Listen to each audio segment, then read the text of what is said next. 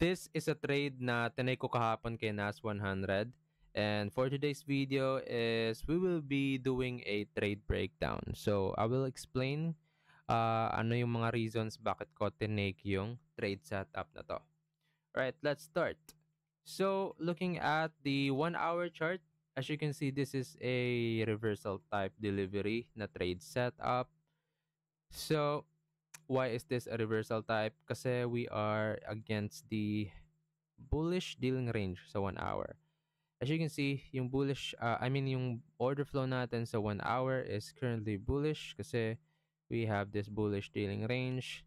We just displaced to the upside pala, and actually nag-create tayo ng all-time high. So medyo bullish talaga tayo ngayon sa higher time frame, and shorts are risky, pero the setup was good. That's why I took the short kay Nas.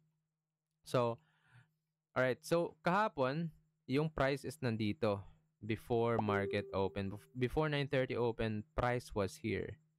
Okay? So it was in a premium area relative to this dealing range. So the price was in a premium area. What does that mean? Yung price was nasa taas ng equilibrium nitong dealing range. So this area is considered as premium. So I was looking for shorts kasi nasa premium yung price, and then possible tayo makakita ng price action, sell side delivery towards the equilibrium and fill this gap in efficiency. So there was a reason why price should go down, right? And then pumunta ako sa lower time frames to look for reasons bakit siya bababa. So nung pumunta ako sa 5-minute chart, as you can see, meron tayong bearish SMT dito with ES. Kasi if you look at ES versus NAS, si ES is meron siyang higher high. Yan. Si ES, nagkaroon siya ng higher high.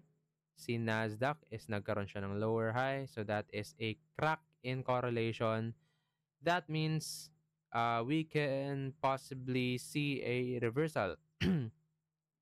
Okay? So a bearish SMT divergence is a sign of reversal na bababa na yung price. Now, nung nakita ko tong bearish SMT, hindi agad ako ng short dito. Okay, I waited for a specific signature in price. So nung na-break tong low, that is a market structure shift. And then we have actually an FVG din dito. So nung na-break tong low, that is a market structure shift, confirming my bias short. And then nag-form siya ng FVG malapit dito sa bearish breaker. As you can see, this down close candle. So bearish breaker plus FVG. So maganda talaga yung entry dito kasi dalawang PD arrays is nagbe-blend. And then nag-enter ko dito, sell limit. Actually nag-market execute ako dito nung pumunta yung price dito at 9:30 open. Then I placed my stop loss above this candlestick's body. And that was my stop loss placement. And then I took that short right there. And then boom, TP hit agad in 4 minutes. Okay, so I entered at what time? Entered at 9:30, and then I exited the trade at 9:34. So very, very quick scalp kay NAS 100. Very nice trade kahapon.